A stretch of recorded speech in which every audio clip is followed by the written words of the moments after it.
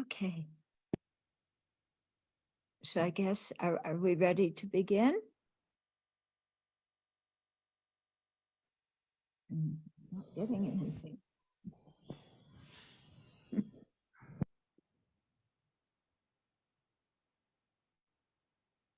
ABC, can you hear?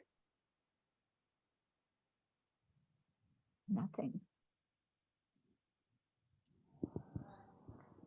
Hello, Venerable, Yeah. can you hear us? Now I can. I Yes. couldn't a minute ago. We can hear you very well, yes.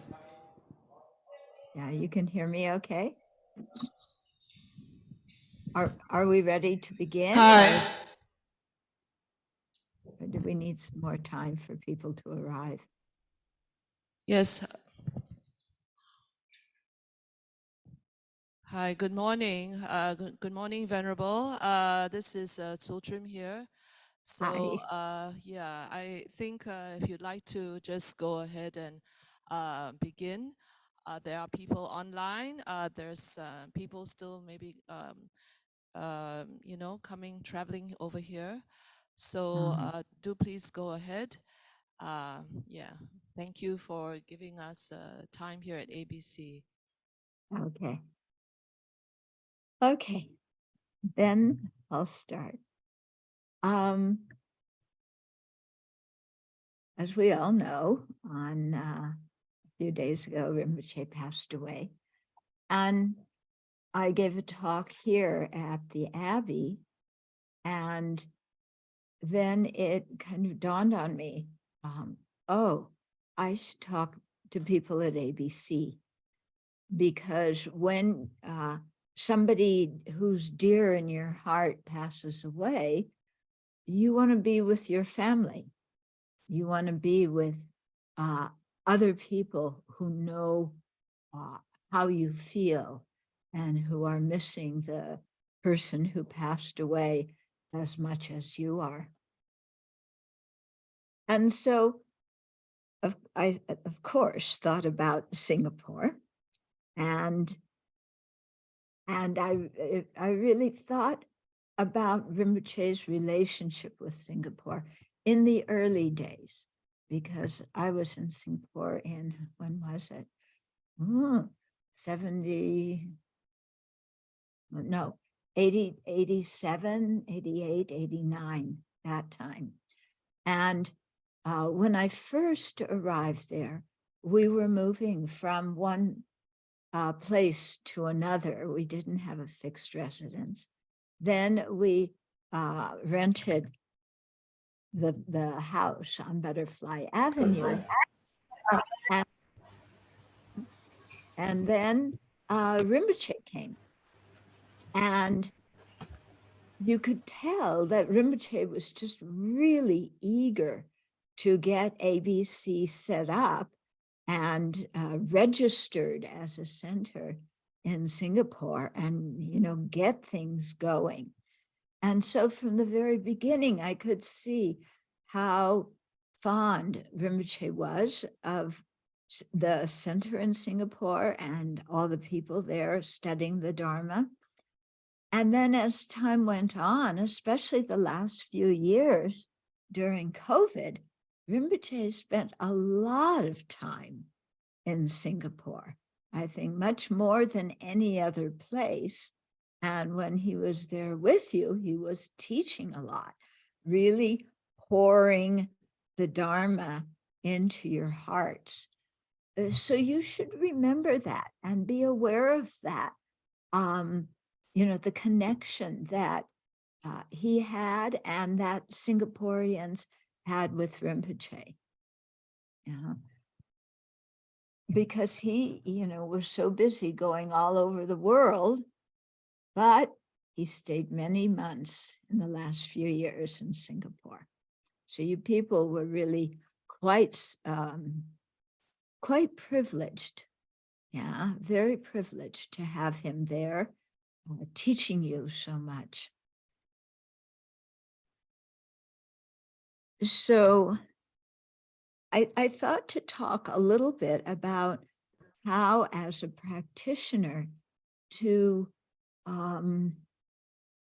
take into your practice the fact that one of your teachers died, particularly if it was, your root teacher or a teacher that you had had for many, many years.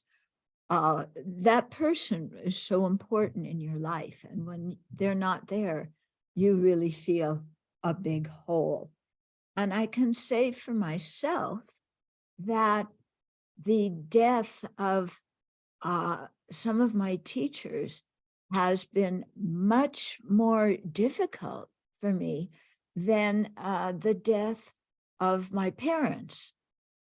Yeah, because I had for many years been meditating about the death of my parents and imagining them as dead and so on, as we do when we meditate on impermanence. We realize we're not going to be there. We imagine what we might look like, and the same for the people that we care about. So when my parents died, it didn't really affect me a lot. I was quite prepared. The first time one of my teachers died, it was really very, very difficult. Yeah. And somehow, because I've been around a long time, I've developed some familiarity with how to handle these situations. So let me tell you about when one of Lama and Rinpoche's teachers, Thubten Rinpoche, when he passed away, and how people reacted to it and what I learned from that. So Thubten Rinpoche was one of His Holiness's tutors. He was the teacher of many of the Gelugpa Lamas. And he got very sick. I think it was in I think Thubten Rinpoche was sick in, I think it was 1981, sometime around there. And I was in Dharamsala, and all these people were coming to his house before he passed away to say goodbye and, to receive final blessings from him. And it was like the whole town of Dharamsala was coming down there. And then when he did pass away, things stopped for a while. And the day that he passed away, I think he passed away in the morning or the early afternoon. And Geshe Nawan Darge, one of my teachers who was teaching at the library then, he had been teaching a class, a private class, to a few of us at his house. And I wondered, oh dear, Geshe-la's teacher has passed away. Will he still teach that afternoon, or is he going to cancel class? Well, there was no question in Geshe-la's mind. He was teaching. So we went there for teachings. Geshe-la sat down. One of his principal teachers had just passed away. And Geshe-la is radiant. And he is so enthusiastic about teaching. And I was really puzzled. I thought, wow, why is he so buoyant when his teacher just died, passed away? But he just taught that whole afternoon, and it was beautiful. I mean, he really was pouring the Dharma into us with a lot of compassion. So that was one way that I saw people react after an important teacher passed away. Then that evening up at Tushita, there was puja. So I went for puja.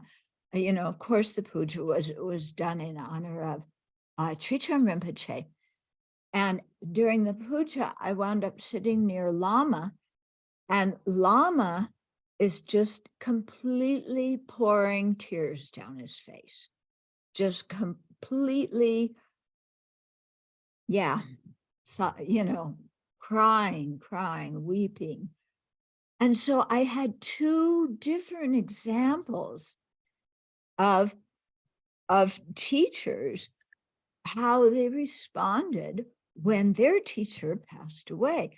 And one is buoyant and teaching, and the other is just feels the incredible loss of somebody who is very precious to him and very precious to the rest of the world. So it really made me stop and think, yeah, there's no one way to do things. Yeah, people will respond in very, very different manners. And we need to, I think it's very good to be together and share the experience together, even though internally we may be having very different feelings, or just even in our behavior, acting very differently. So that's one thing I learned from watching my own teachers in this situation.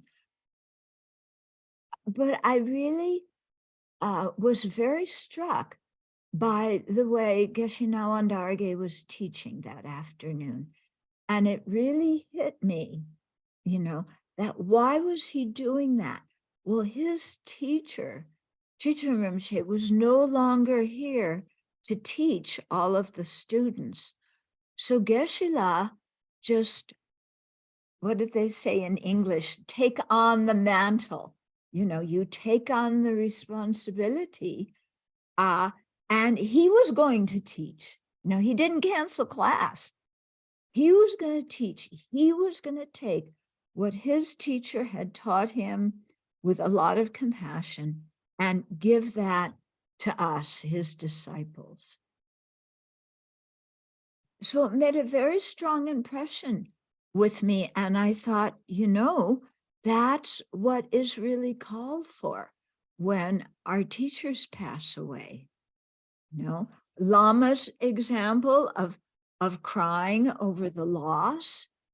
There's been times when some of my teachers have passed away and I just cried afterwards.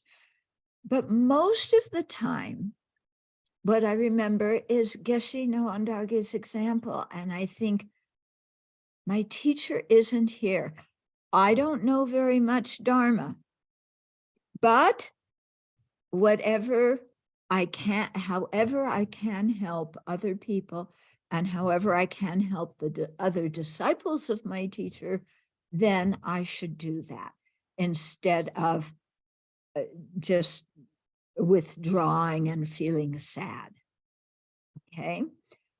So I encourage you to think about that and try and have that similar attitude of, first of all, feeling the amazing fortune that we all have had to know Rinpoche. I mean, to meet a being like that in our lives is just, to me, it's beyond the beyond, okay? I mean, I grew up in the US. It's not a Buddhist country. There were hardly any Buddhist centers. There were some temples where they spoke Vietnamese or Cambodian or Chinese. There weren't any places where they spoke English. Yeah. So for me to meet somebody like Rinpoche and Lama was just totally amazing. How in the world did that happen? I didn't know any Buddhists when I was growing up. Yeah, and in the community where I lived, there weren't any Buddhists. So how did this happen? When you really think about that and you think about your own background and how you grew up, and then the way that meeting a teacher affects you deep in your heart, then you wonder, how did I get this kind of fortune? Yeah, because you see how rare it is. how did I get that fortune? And, it's only through karma. Yeah. Through previous lives.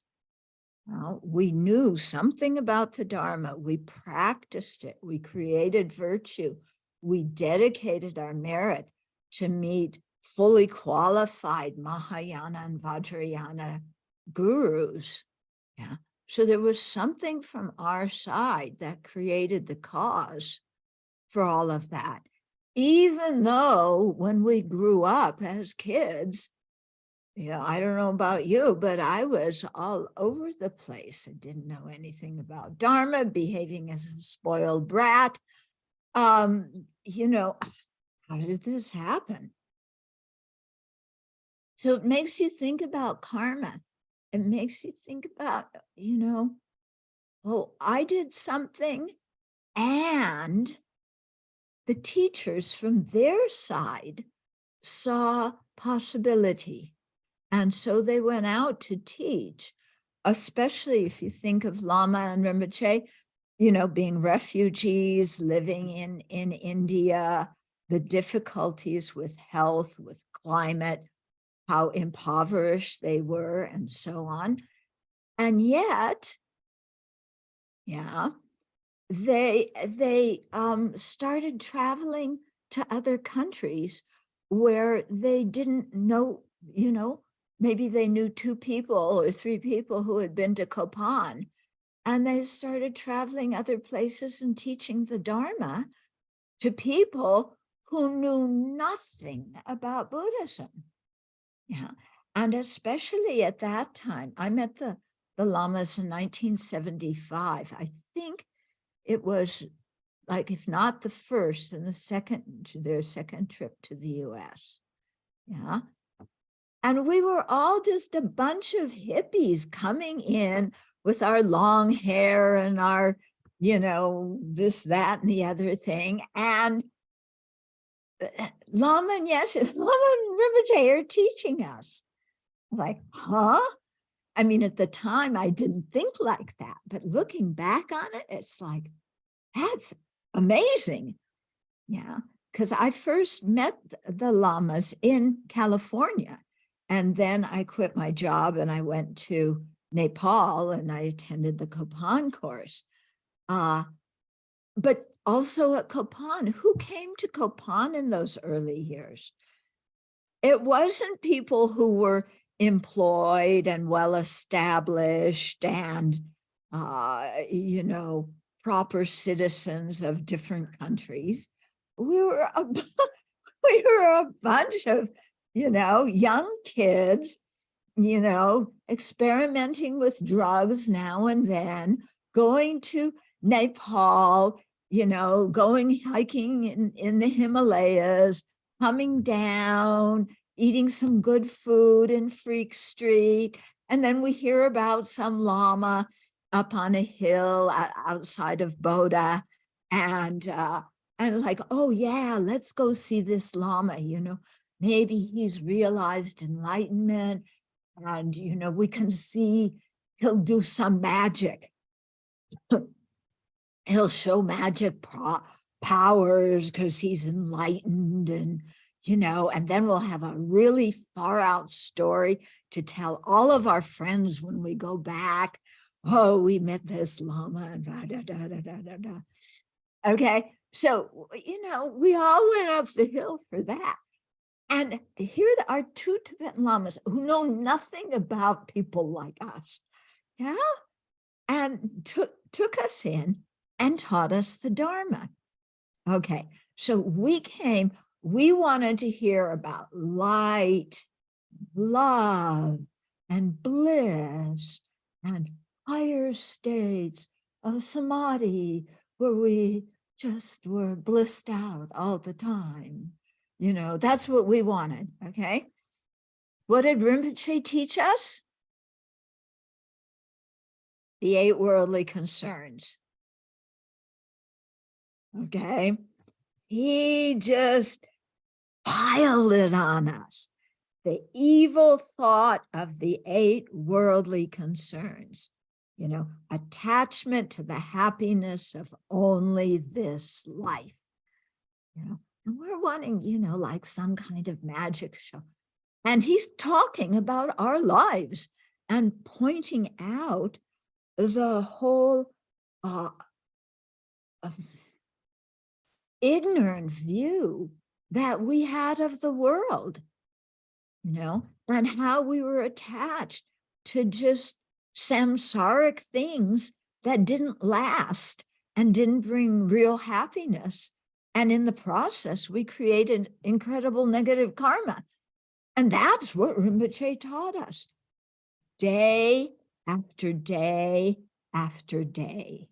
It was the November course. It was 30 days long.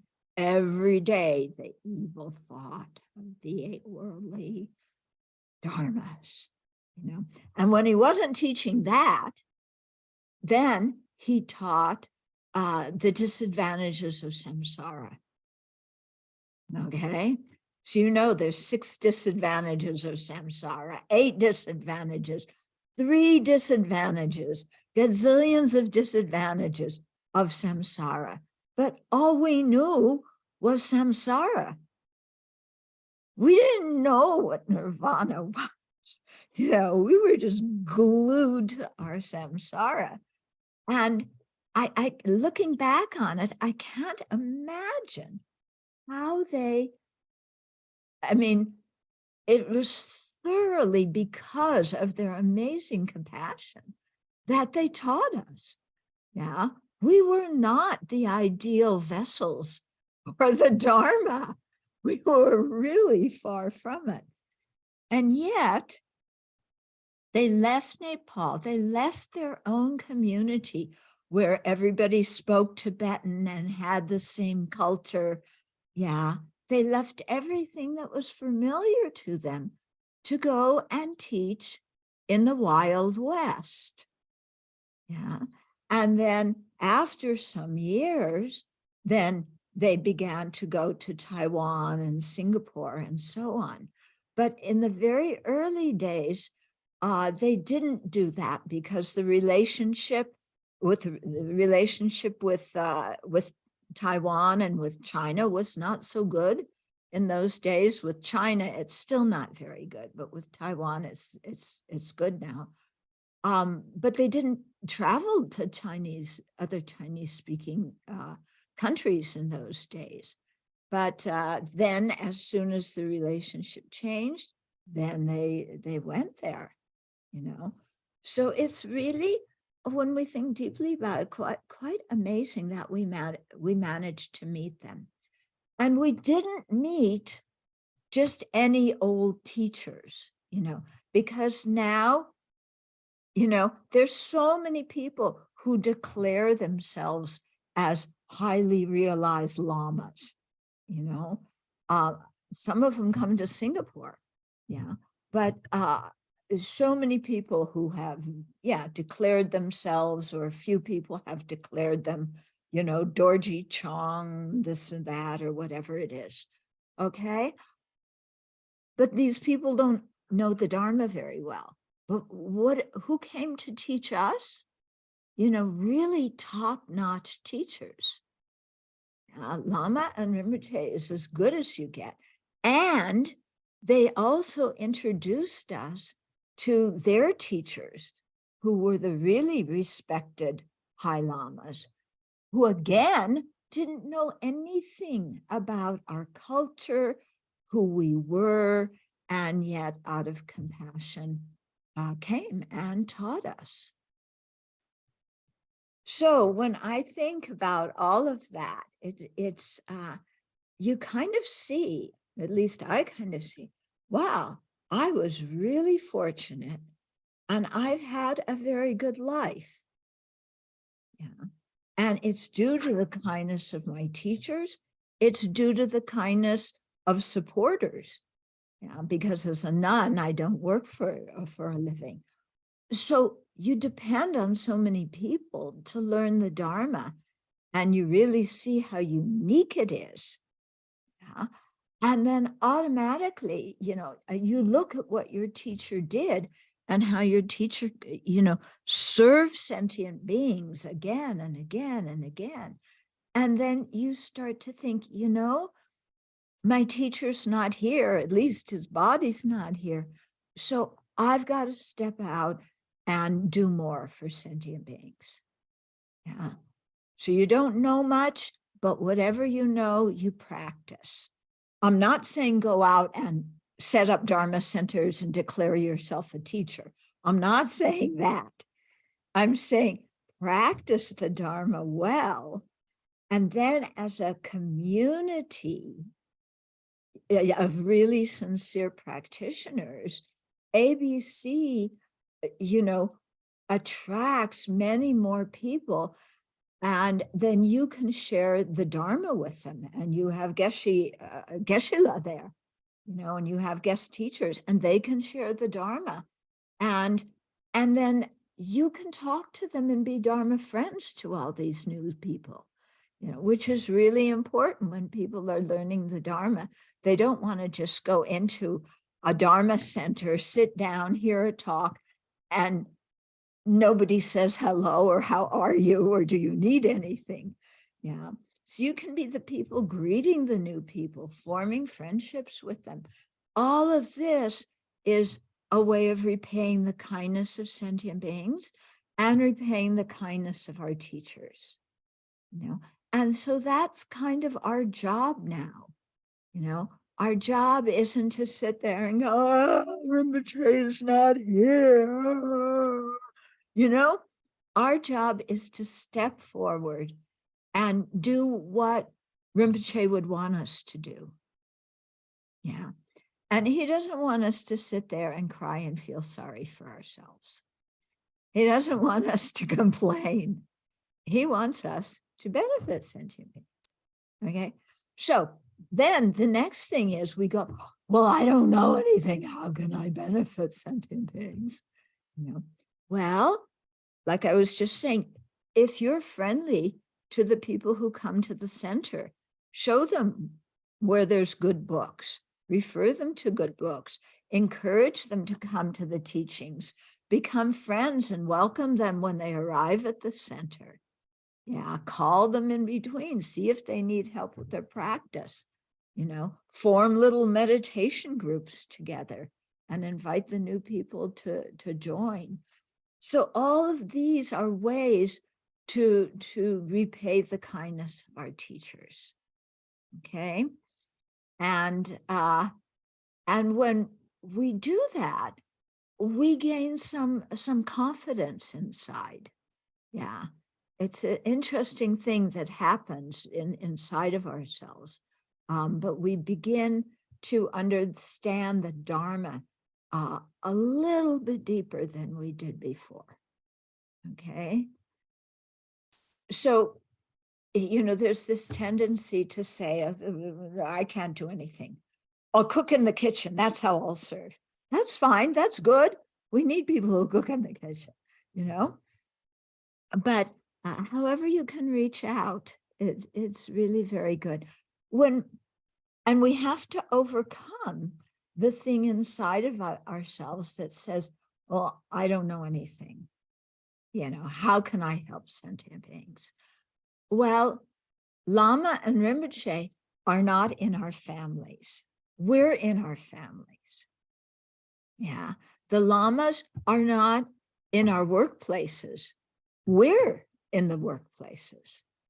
So we have face-to-face contact with many people who would never meet our teachers or who might meet them, but, you know, never have the chance to really relate to them on a personal level. So we've had some of that, and we can convey that to new people so that they get a sense of how much the Dharma can help them in their life, and the power of the Dharma to really transform our lives. And again, I don't know about you, but if I think of what I was like before I met the Dharma and the transformation that has happened, you know, because Lama and Rinpoche were my very, very first teachers, you know, so I owe them my life. because if I hadn't met them, what would I be doing right now? I hate to think of it because I'm sure I would have made a horrible mess of my life. And I probably would have messed up a lot of other people's lives too, because of my self-centeredness, So the lamas really saved me from creating a lot of negative karma. And so they saved me from the lower realms. So even though I feel like I don't know anything, gotta take some steps. Yeah, some steps to help others. Many years ago, I'm going to talk about this thing when we lack confidence, okay? And we say, I don't know anything, I can't help sentient beings. Many years ago, my goodness, must have been, I don't know, maybe late 70s, probably early 80s. And they asked me to be the Westerner who helped the lamas lead the November course, so the one to do discussion groups and lead meditations and so on. And I remember they asked me, and I went to see Lama when I heard this, and I looked at Lama and I said, Lama, I don't know anything. I can't do this. And Lama looked at me. Yeah, you always think of Lama as smiling. When he meant business, it was a different expression. He looked at me after I said, I don't know anything, Lama, I can't do this. He looked and he said, you're selfish. Like that, he said to me. Oh, okay, I'll do what you said. It was like, wow. It was like, he slapped me or something. And he just said, cut it out. Cut out feeling sorry for yourself, And he said, whatever you know, you just share it. What you don't know, you don't talk about. If they ask you a question and you don't know the answer, you refer them to your teachers, or you go to your teachers, or you look it up in the book and you get back to them. Yeah, you don't make things up that you don't know. But what you do know, yeah, and how you can offer friendship to people and help them come to the Dharma and feel like they're with friends, they're with people who understand them. That's something that we have to do that the lamas don't do. They can't do. They're in the teacher role. Yeah, they're not going to kind of check up on how people are doing. That's something that we can do that really benefits sentient beings. Okay, so just try. And so I've been giving examples of, doing things in the center, but whatever you can do some volunteer work to benefit sentient beings. Yeah, help publish Dharma books, work for a charity, yeah, or raise money for people in another country where there's been earthquakes and wars and all sorts of destruction. Yeah, so just, step out. And where you have a calling and where you have skills to do something, do that. That's your way of reciprocating what you've received, not only from sentient beings, but also from our teachers. Okay, so I just talked a bit. I think we're supposed to have a little bit of Q&A. So the Q part is up to you, and the A part, we'll see what happens. I'm not guaranteeing answers, but I'll try. Okay, so please feel free to ask whatever you would like. Thank you. Thank you. Thank you very much, Venerable, for your very helpful and practical advice for everyone. So we now have an opportunity for questions. We will begin with anyone here inside the Gompa, to give the people here in the Gompa an opportunity first. And if there are none here, then we'll proceed to those that are online. So are there any hands raised here? Testing. Hi, just feel free to put out your hand if you have questions. We'll bring the mic to you so that everybody can hear.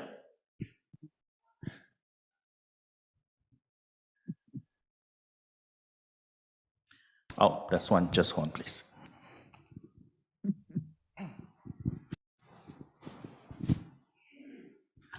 Thank you very much. Just a simple question that I have been registered for the retreat held by Rinpoche in September.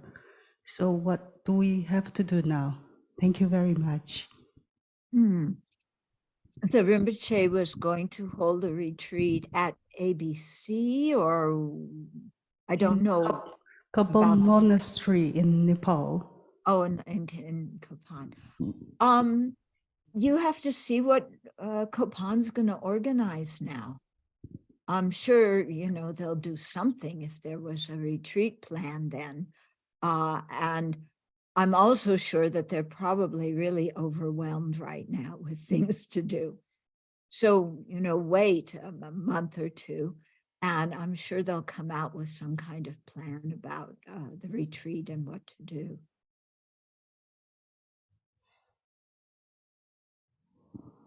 Did that answer your question okay? Yes, Venerable. Okay. Any other questions on the floor in ABC?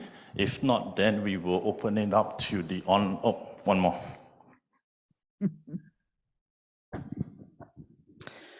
Thank you so much. With the grief that we are feeling, the loss of our precious Rinpoche, how can we find some ways to motivate our prayers, our practice, and to truly benefit all sentient beings? Okay. So I hope part of what I said already might give you some ideas about what to do.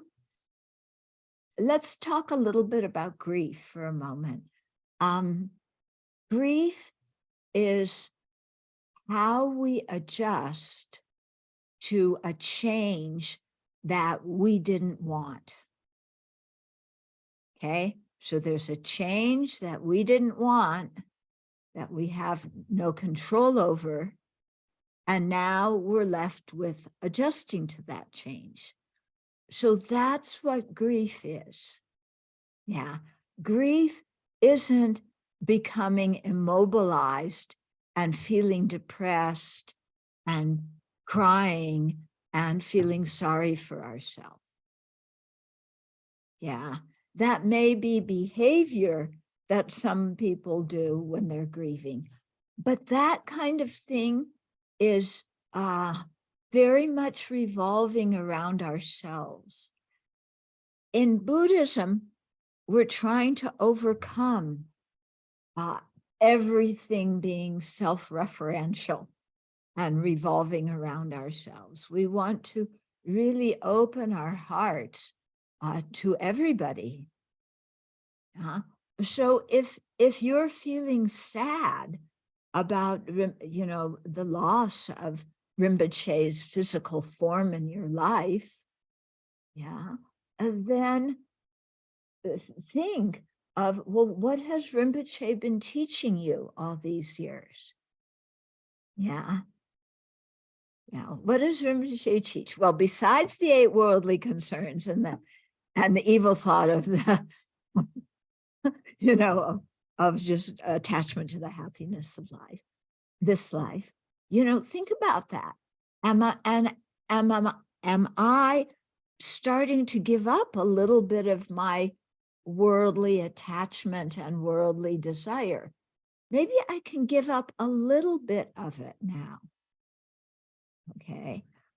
Or maybe, what else was Rinpoche teaching? He taught a lot about bodhicitta, didn't he? Yeah.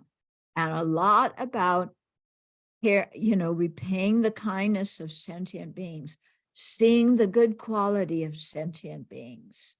Yeah. Doing something with our anger and our jealousy, because anger and jealousy destroy bodhicitta. They prevent us from generating bodhicitta, and without bodhicitta, there's no way we're going to become Buddhas. So this is a serious matter. Yeah. So if you notice, oh, I have anger, I have jealousy towards other people, learn the thought training teachings, review your notes, take out Rinpoche's books. Yeah, there's a lot of things published that, his thought training teachings. Listen to the recordings of him teaching those, and then practice it in your own daily meditation. Yeah, take out, for example, if you're noticing that you have a problem with anger, and Rinpoche is really saying, we got to do something with our anger, think of the methods that he taught. Yeah, probably most of them are either going to be in the 7-point mind training, or they'll be in chapter 6 of Bodhicharya Avatara, Guide to a Bodhisattva's Way of Life. Take out those texts, read them. You'll hear Rinpoche's voice. I'm speaking figuratively, not really. You won't really hear, but you'll remember what he taught you. And then in your meditation, imagine thinking like that. Imagine acting like that. Yeah. Imagine changing how you look at a situation so that you look at it more the way that Rinpoche would look at it. Okay. Because Rinpoche, when he looks at other people, he isn't sitting there going, oh, what did this person do? They're so uncooperative. They're so nasty. When are they going to learn? I can't stand them. They're so rude. Ugh. Yeah. Do you think that's how Rinpoche looks at people? Yeah. How does he look at them? He sees kindness. He sees potential. He sees connection. Oh, we know each other from previous lives. We didn't recognize each other then. We don't recognize each other in this life, but there's a connection there. Yeah. And we've been close before, and I want to do something, any small thing I can do to help somebody. Yeah. I mean, that's how Rinpoche looks at people. Yeah, he doesn't sit there and judge them and condemn them and, look at them and say, wow, that one has a really nice sports car. Why don't I have a sports car like this? That's not Rinpoche's mind. Think of, how he approaches things, and then try that on yourself. Think of different ways to look at people instead of, your old way of criticism and jealousy and too many expectations or whatever, your problem is. Okay. Try it out. Yeah. And when you have a problem, think, how would Rinpoche deal with this problem? Let's say at work, somebody criticizes you at work. Yeah. So imagine somebody criticizing people, and people do criticize people, criticize Rinpoche. Now, how's Rinpoche going to respond? Yeah. Is he going to get all upset? Oh, they criticize me. I must be a very bad person. Oh, this is terrible. So he doesn't feel sorry for himself.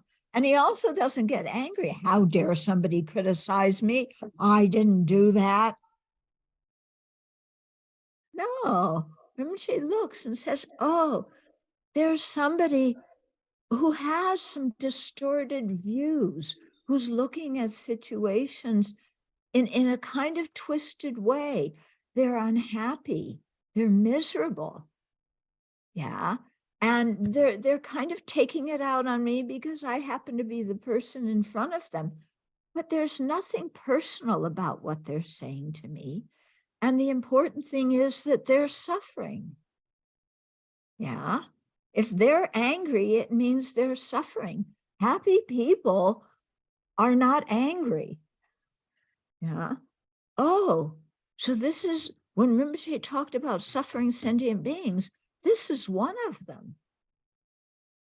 Yeah. Who am I training to feel compassion for? Yeah. What did my teachers teach me? Compassion for sentient beings drowning in samsara. Oh, this person who criticized me, they're a suffering sentient being drowning in samsara. Yeah, that's who I want to extend my compassion towards, not anger. Yeah, give them a break. Yeah, they aren't really trying to harm you. They're just unhappy at that moment. Yeah, in the same way that when you're in a bad mood and you're unhappy, do you act nice to other people around you? No, we complain, we boss them around, we criticize them. Well, that's exactly what's happening with the other people. They're exactly like us. So getting angry at them, there's no sense. Let's offer them some understanding. Let's offer them some kindness. Mm-hmm. And not take what they say personally. Because, you know, they're just venting at that moment. Okay, so you practice. That's one, I think, very good way to practice. And I'll tell you one of my secrets, what I do. Okay, and in the US, when we have an emergency, the emergency number on the phone is 911. What's the emergency number in Singapore? 999? Yeah, I have a Singapore hanging out in my room. Singaporean. Okay, 999. Okay, so when you have a problem and you don't know what to do, okay, in your mind, you make a 999 call to your teachers, you know, like to Rinpoche. Oh, Rinpoche, you know, I have this problem at work. I have this problem, this. What do I do? Yeah. And then if you've heard a lot of teachings, one of the teachings that you receive from him will come to mind. And you'll go, ah, that's what I need to practice right now. Okay. So maybe, you know, you're all upset. You weren't invited to something that you should have been invited to, and you feel very offended and left out. And you do in your mind, in your meditation, a 999 call to Rinpoche. What's Rinpoche going to tell you? Oh, poor baby. Oh, they treated you so awful. I feel so sorry for you. Is that how Rinpoche is what he's going to say to you? No way. Rinpoche does not indulge our self-pity. Yeah. He's going to say, is that a suffering sentient being? Is that a Buddha? What are you expecting out of him? I'll tell you what he said to me one time when I complained about this. Okay. I was director of the nunnery in France, and this was in the mid-80s. And people were criticizing me. I've subsequently learned that whenever you are in a leadership position, you will get criticized. That's one of the requirements in the job, is the ability to endure criticism. Well, I didn't know that that was part of my job. And so when people criticize me, I just felt like, oh, I'm trying so hard, and then they criticize me. So Rinpoche was coming, this was in France. He was coming to France. So I went to see him. Rinpoche, kind of all these people, we're all Dharma practitioners and I'm trying to do a good job. I'm doing the best I can. And they're unhappy and they're criticizing me. And Rinpoche looked at me and he said, do you know that sentient beings criticize the Buddha?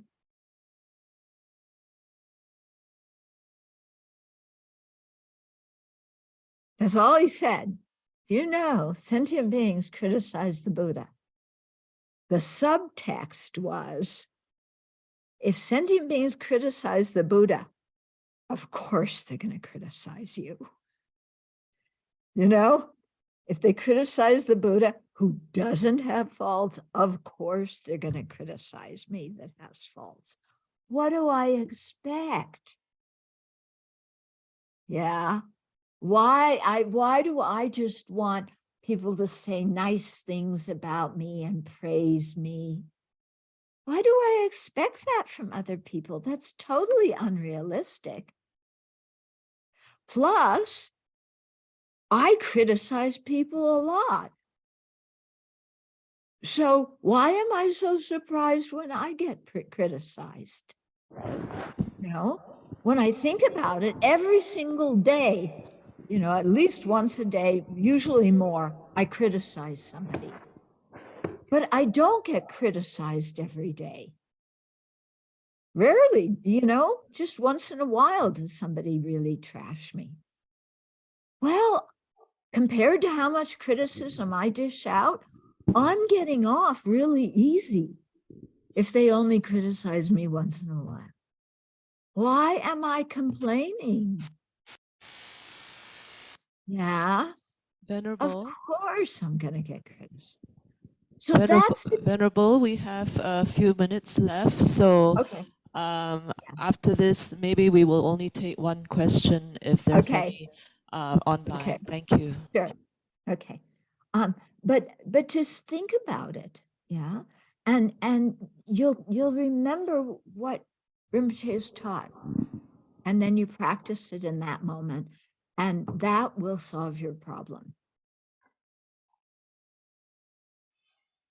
Okay. So questions from online? Is there any question from online to give an opportunity for one question from the Zoom audience? You can do the hand raise and our volunteer will unmute you.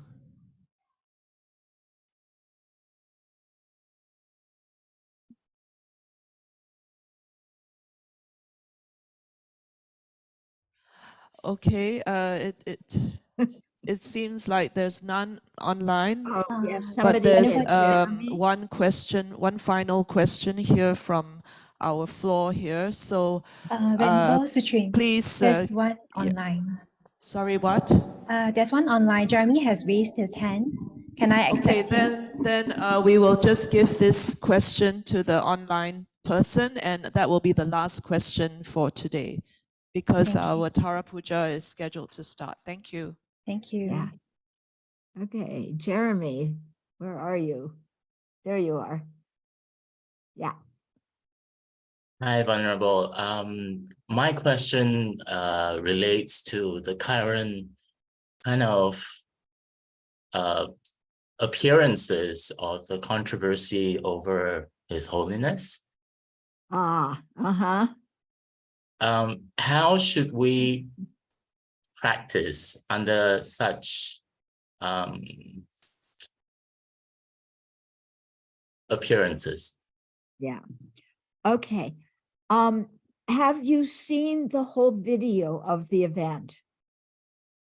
Yeah, because if you watch it, yeah,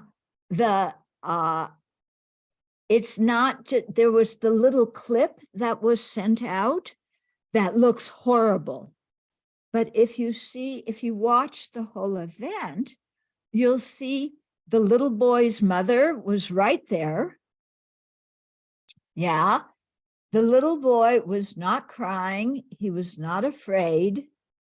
And the audience, when you see the whole clip, you could see that His Holiness was playing with the child, and the audience laughed, and people thought it was such a warm gesture.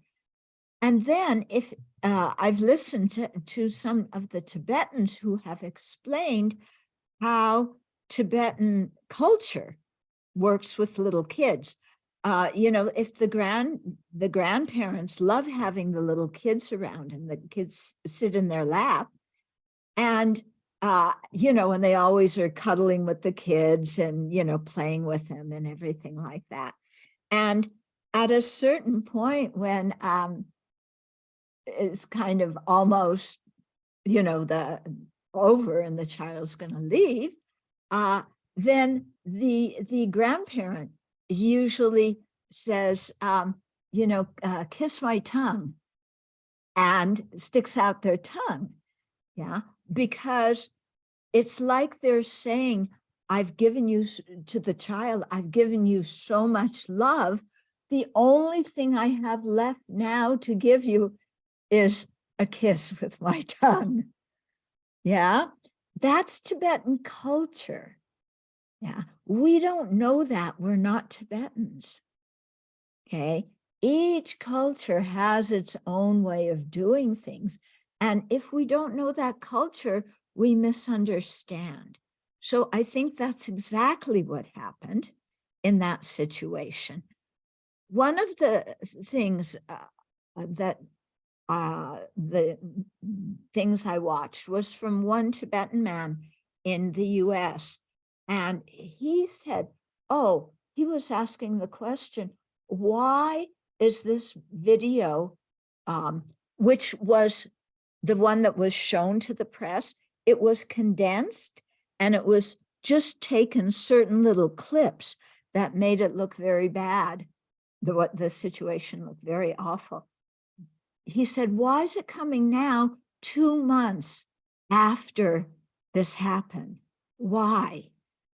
And his theory was because 2 weeks prior to that, His Holiness had enthroned, or not enthroned, but had recognized the incarnation of one of the Hutuktus from Mongolia. And that apparently really shook the Beijing government. Yeah. And as we know, for years and years and years, they've been trying to discredit His Holiness. So this Tibetan man said that was just another thing that they tried to do. And that makes sense to me. So for me personally, I've had the incredible privilege of working with His Holiness because I'm working on a series of books with him. So I've seen him in many different situations. The way that video was clipped to look, that is not His Holiness. I mean, His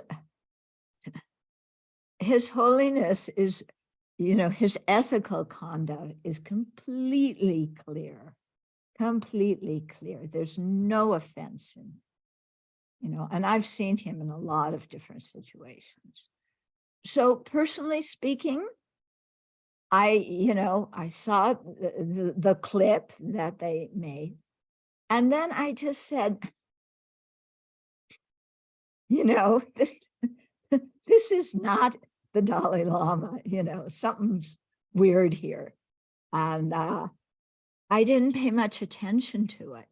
Of course, many people started writing me and they were very, very upset, because they took it seriously. But like I said, I was able, because I know His Holiness, to see that that's not how he acts. So I think just relax. Also, you know, when things like this happen, we always want to know why. Why did they happen? What did they do? Why? And what I've realized is that knowing why and ruminating about why does not clarify the situation. Yeah, because the real question is why, but why am I responding that way?